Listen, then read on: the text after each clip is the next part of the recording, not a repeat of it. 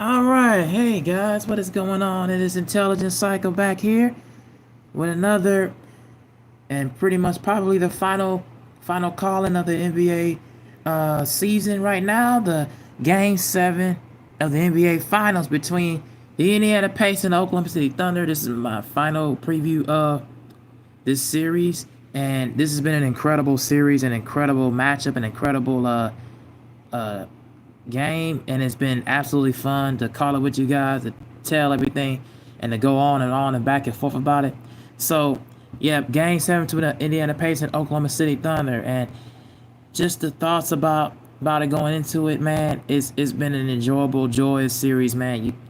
You got it. You can't help to see whoever's gonna go home is gonna go home still a loser in this series, in this finals, but the winner is gonna go on and move, and their team is gonna move on to legacy, and it's gonna move and continue to do something and do things moving forward to establish a dynasty, possibly, or consider to establish some all-time greatness. So you never know what could happen, but at the end of the day, I cannot thank everybody enough who've been liking, sharing, and subscribing to the page, and knowing my thoughts about this whole thing. So going into it, I expect nothing short but the best from both teams. Both teams' defenses will be absolutely on point. Both teams' defense will be inarguably just absolutely at it, forcing a lot of turnovers, smothering each other. It's going to be an absolute slugfest. It's going to be, what you would think a Game 7 could be. I don't think it's going to be any high scoring. I don't think it's going to be any high scoring. I think it's going to be super low scoring. It's going to be something that's appropriately just occurrence. Like Siakam will probably have one of those games and one of those nights where he'll end up going off. Halliburton, he went off in Game 6. Let's hope he continues his momentum to going forth and going and continue to go into Game 7. Also, I'm hoping for the fact of the matter that the Pacers defense will be coming a whole lot ferociousness, a whole lot of power, and I'm hoping that they will come in and attack, get after Shai Gilgeous-Alexander, Nembhard, and Naismith will be switching off on him. I'm hoping that will be the case, and he'll switch off on him and force him to take tough contested shots. It will not be a situation where Shai's gonna get a lot of open and good looks to the basket. I think they'll work on to try to take this momentum away. And I feel like now for the Pacers, they're going to have a lot of their hands full, because they're not only going to be dealing with Shai and Jalen Williams and Chet Holmgren, the big three for OKC. They're going to be dealing with the crowd. They're going to be dealing with the crowd noise. It's going to be rocking. It's going to be absolutely chaotic. It's not going to be easy, in the Paycom Center. It's definitely something that's going to be a rocking environment. You never know what could happen in those kind of Game 7s. You never know what could happen as far as refereeing and officiating, and how the game is called, and how the calls can be gone and swayed either way. It could be something where a matter of a foul, like four or five fouls in a row can go for their opponents, especially if they're in the penalty, like OKC getting in the penalty, and the Pacers commit like 4 or 5 fouls, and they go to the free throw line and be like, and while they're up by like 7 points, and they can cut the deficit to like within 3, something like that could possibly happen. If you're the Pacers, my keys for you guys is don't commit any hard, dumb, and unnecessary fouls, and also drive into the lane on your end and execute on your offensive side of the ball, and just continue to drive and continue to get to the basket. And then for OKC, I feel as if for OKC, they have to not to try to always drive, and just play regular normal style basketball that you've been playing all year. Don't let the foul calls and everything don't let the game get out of hand, or don't let the officiating get involved to try to get into your hands, because that would kind of just make it insufferable. Shai Gilgeous-Alexander, Jalen Williams, and Chet Holmgren, those guys will pretty much be on point. I'm looking for OKC's bench to try to have a much better game, a much better outcome. Including from Cason Wallace, Alex Caruso, and Aaron Wiggins will probably try to come in and do his thing. I can see that happening. I also can see the fact of the matter where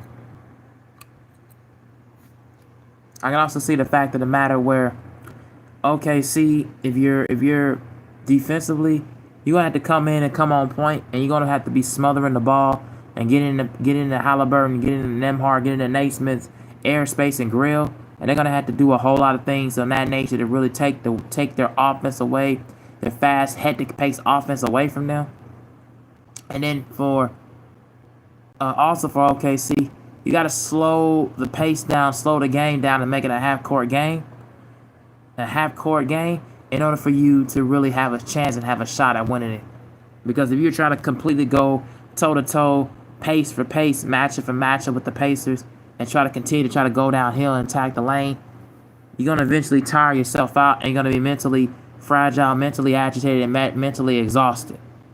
So I think OKC is going to have to make this a half-court game in order for them to take it and get the job done, in order for them to really establish their point of contention, knowing that their season being at from 68-14 and into the playoffs, where on the regimen, besides that competitive series with Denver, they've only combined with one loss.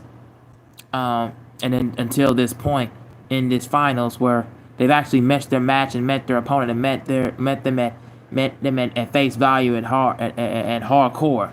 So I feel as if OKC's got to slow the game down, got to slow the pace down for the Indiana Pacers, and they got to slow the tempo down as well on their end. And don't let the nerves and the jitterbugs get you into a Game 7.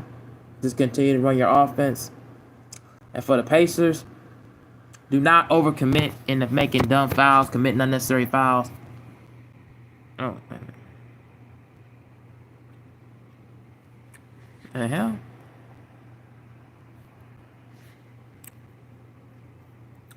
And do not commit to making unnecessary contact, unnecessary fouls. Miles Turner's got to have a big game. Nembhard's got to have a big game.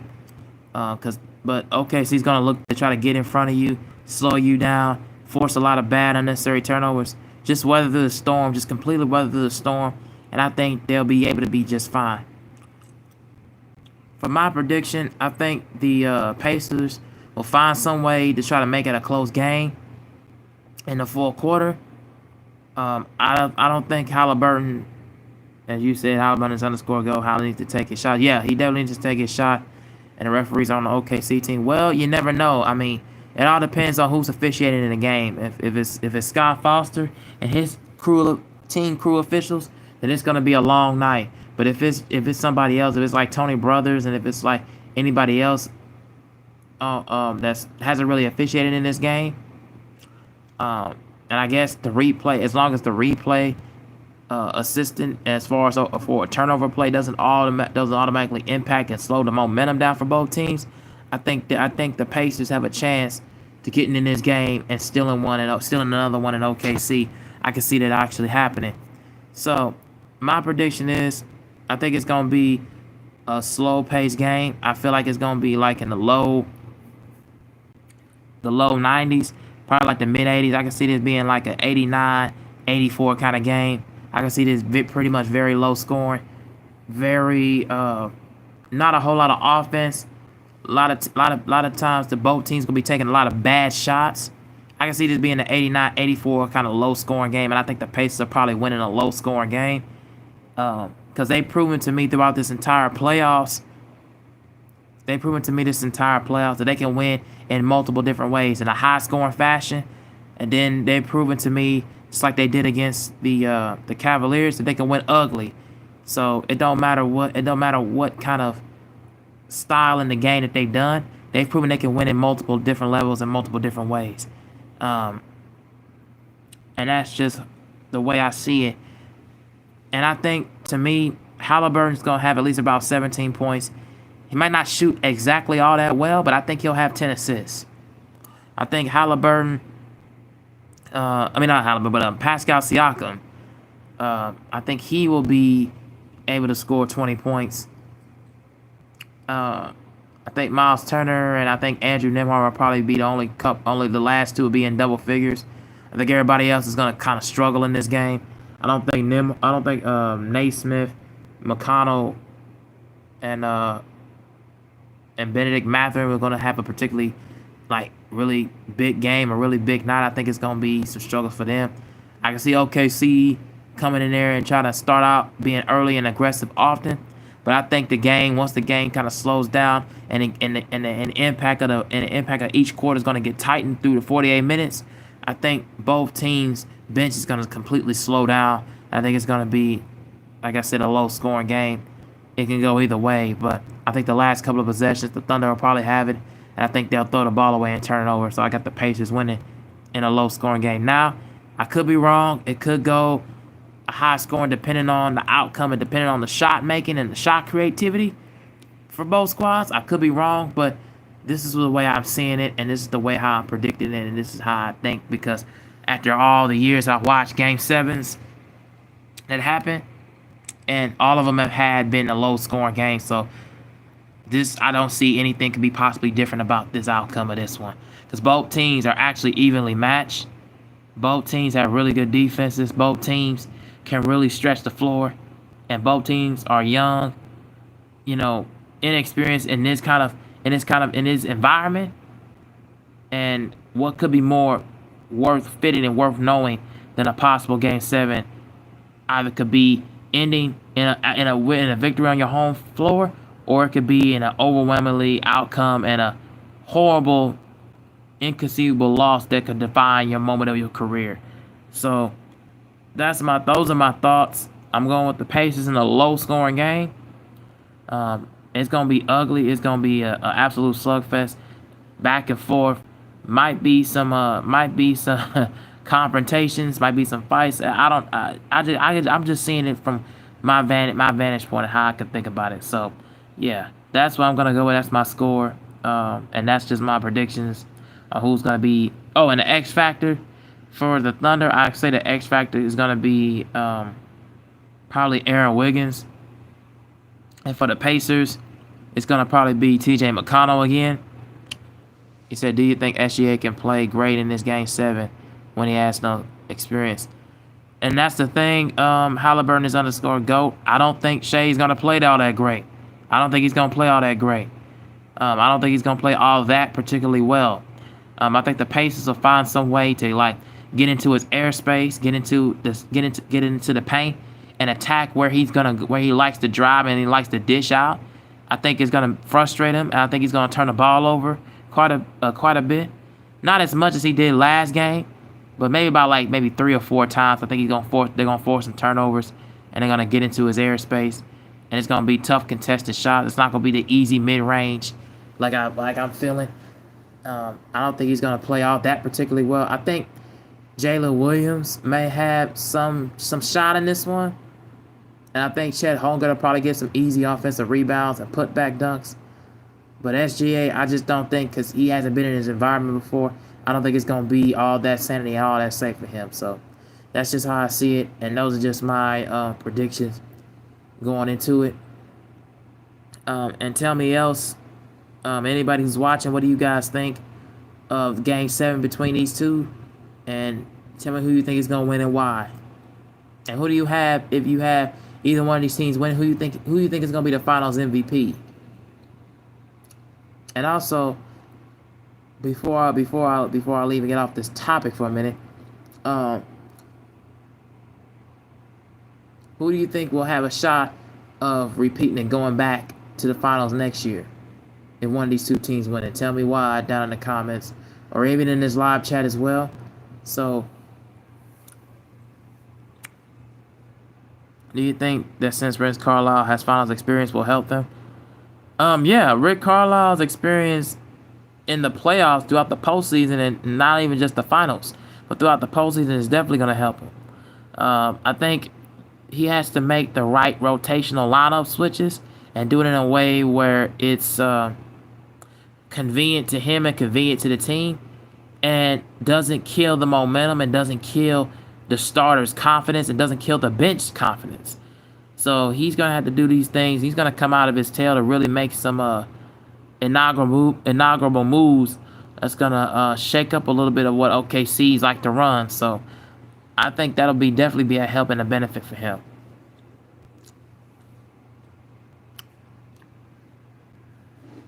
And so yeah, I think Rick Carlisle's experience and his finals experience coaching wise will definitely be an X factor and will definitely will help them in a lot, will help the Pacers in a lot of ways.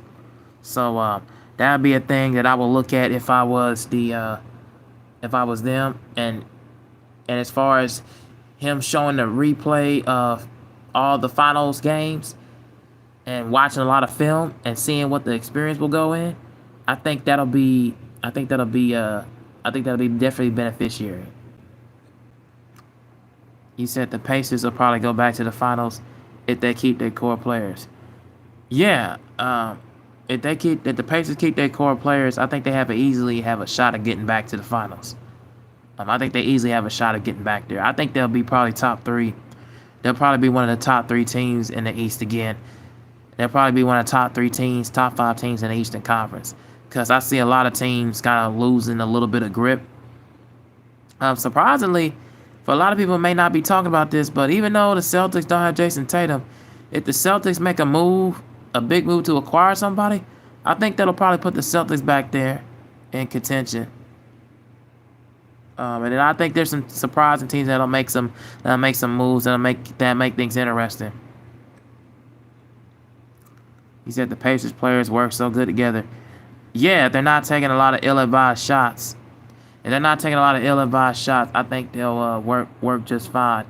And I think they know how to move the ball. They have ball rotational movement very well, and they know how to get to the basket and get to the lane. And they know how to run their pace and run their sets well. So that'd be the main thing I would say is a huge positive for them. All right, so that is all I gotta say in my predictions for this one. I'm just gonna talk about some WNBA news real quick. Some WNBA scores. I didn't get a chance to watch everything that happened, but here we go. So let's just go in and bring in the elephant in the room. Let's talk about what I want to talk about here. The Mercury and the Chicago Sky. The Mercury won by the score 107-86. They destroyed the Chicago Sky all the way around. They moved to 11-4, while the Sky is 3-9. Of course, the story of the game was the Mercury's bench, and they just absolutely destroyed the Chicago Sky in every which way and turn. Alyssa Thomas, Sabali was just on fire. Kalea Cooper, she was on fire. She was really good. But the story was Sammy Whitcomb. She had 17 points off the bench in 25 minutes, man. She was just absolutely on point. Just the Mercury ability to get stops defensively. They were so aggressive. They were just attacking everything, making it all so difficult for Camilla, making it so difficult for Angel, and though so difficult for Ariel Atkins. They made it so difficult for them on every level, and it just made it such an impossible thing. The only story for the Chicago Sky that tried to get things going was Michaela Onyenwere, and she was the only one and Camilla was both in double figures, but that was the only thing that was the story, and that was making an impact. Whereas Ariel Atkins and Kia Nurse, I can see why Dream and Resident, the Dream just let her go. I can see why they let her go, because she just is not consistent enough, man. And I can see why they're just not consistent enough. They might need to just change the lineup altogether, change the starting lineup, and make things go, make some changes. Because if they don't, they're gonna be continuing to fall by the wayside. And I just don't like the way that they're continuing to make things all matters worse. If you're the Chicago Sky, but the Mercury are just absolutely dominant. Their team is just unbelievable. I love the way they play. I love their aggressiveness. I love their ball movement. I love the way that they've been just continuing to do things. Their guards, their forwards, they just have really good team chemistry right now. And I definitely enjoy watching, Kalea Cooper, Monique Oka Makani. She really does her thing. And the bench is really just impactful as well. They doing their thing, man. So I'm loving what I'm seeing from them. And they're going to continue to really be doing good things for the time being, for the time coming. So yeah, the Chicago Sky, they really need to work on a lot of things. They really need to work on their effort defensively. They need to work on their offense. They really need to work on trying to find elite scores because they just don't have it.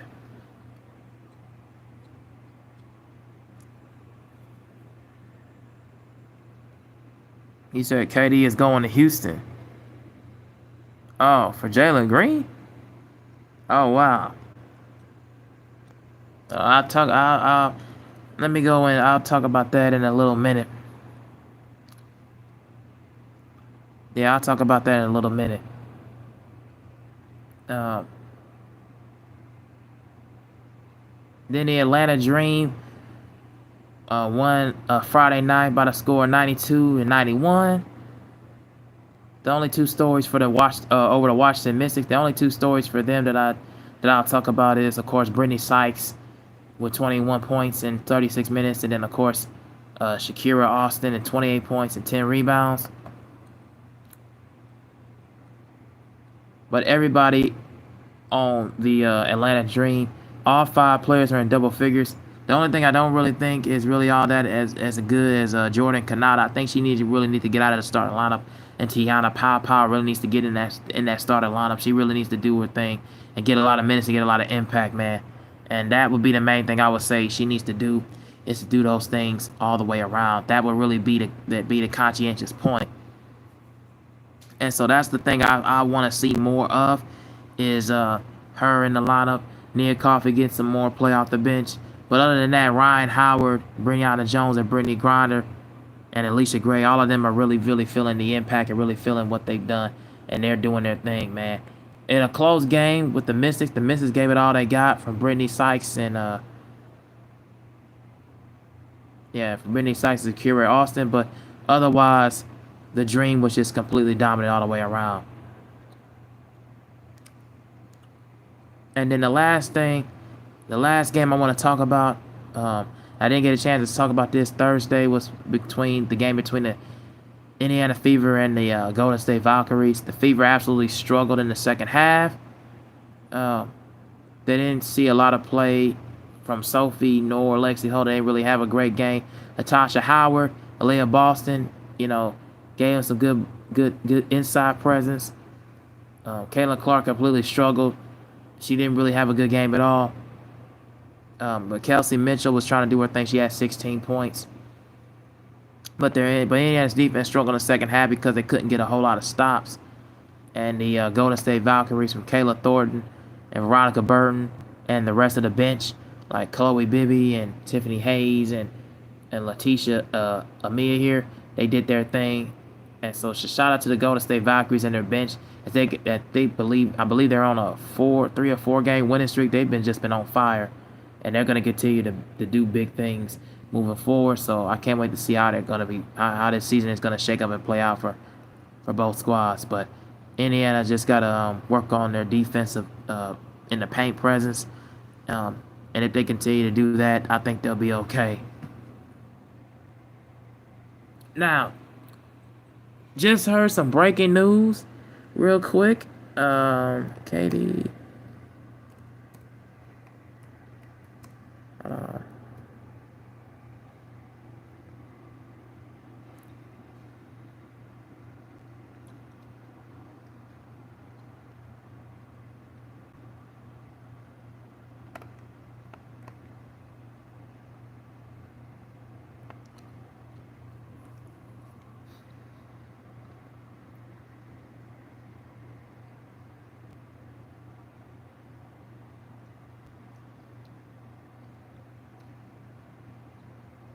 All right, so from what I've heard, and salute to Halliburton as the GOAT. I just heard this real quick. Now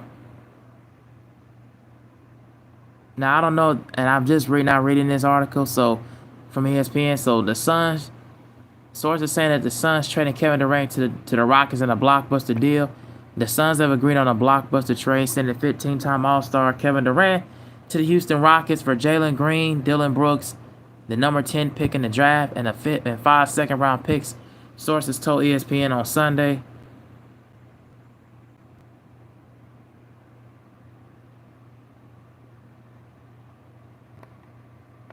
Um, and this trade can be formally completed when the new league begins July the 6th.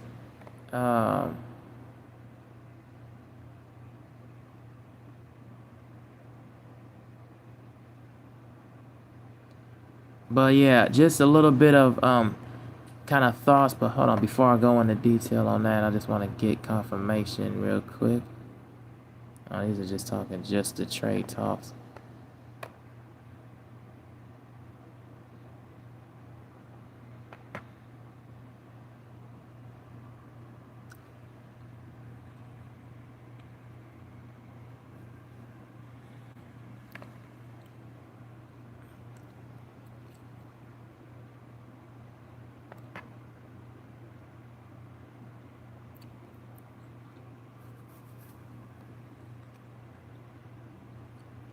All right, so yeah, so this has been so I'm just looking and reading in trade talks.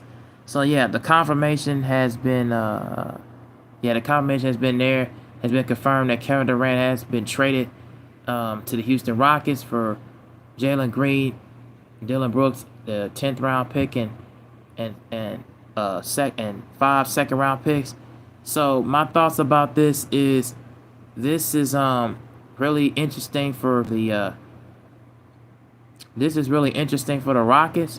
As Durant will be teaming up with Fred VanVleet and Alfred Şengün. That's going to be very interesting. I don't know if they're going to acquire somebody else in this, or they're looking to make some big moves later down the line.